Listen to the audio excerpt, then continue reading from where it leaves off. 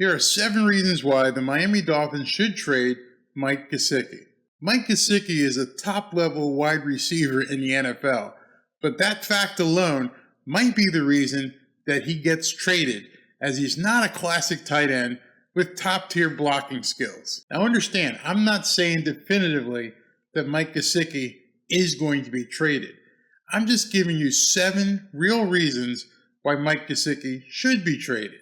I recently ran a YouTube poll targeting Miami Dolphins fans.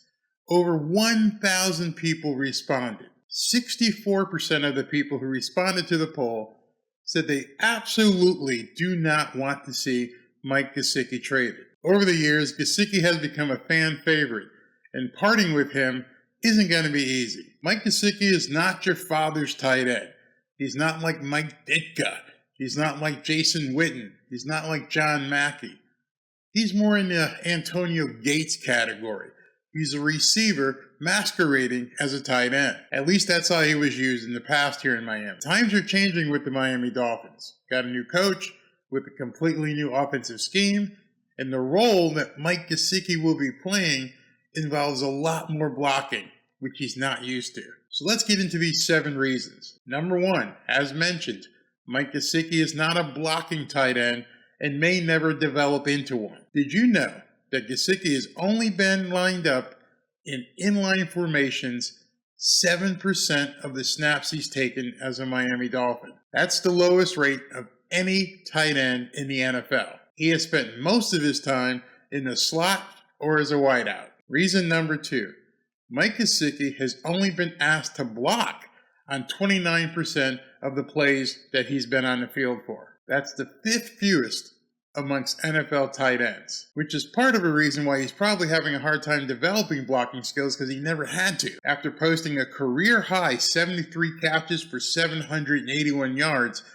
I don't think Mike Gesicki is going to succeed in the role where he has to block so much. Reason number 3, Mike Gesicki is playing on a franchise tag this year, which means he probably won't even be with the Dolphins next year. His contract can't be extended, and a new deal might be too pricey for the Miami Dolphins. It's not likely that the Dolphins are going to pay top-tier tight end money for a tight end that doesn't fit in with their offensive scheme. Miami will have 3 choices after this season. Let Gesicki walk in free agency and get nothing in return, sign him to a new deal where they're going to have to pay him about $14 to $15 million, or franchise tag him again and push that number to $20 to $25 million.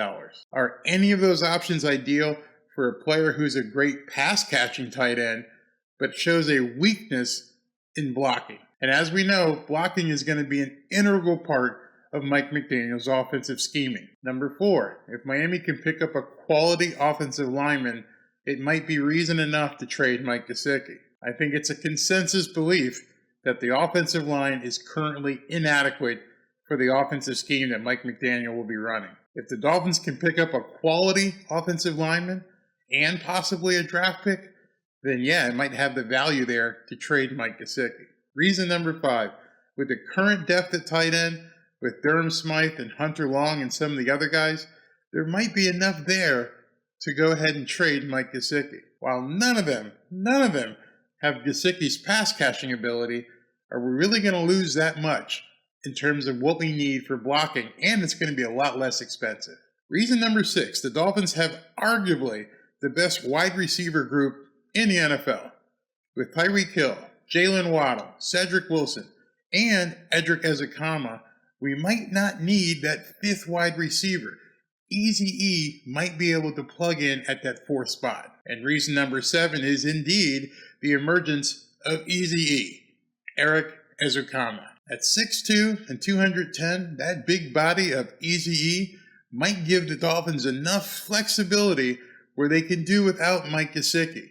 He's going to be the 4th wideout on the field, and we've seen what he can do. So there are the 7 reasons where the Miami Dolphins should trade Mike Gesicki. But who knows? Mike McDaniel obviously wants to keep him if he can, but Gesicki is going to have to be a lot better of a blocker. The question McDaniel is going to have to answer is whether or not it's worth keeping Gesicki and trying to address the blocking concerns in another way. But the business angle that Chris Greer is going to have to face because he's on the franchise tag, That's going to be huge. We're talking 14 to 15 million if they renegotiate the contract, and possibly 20 to 25 if they have to franchise tag him again.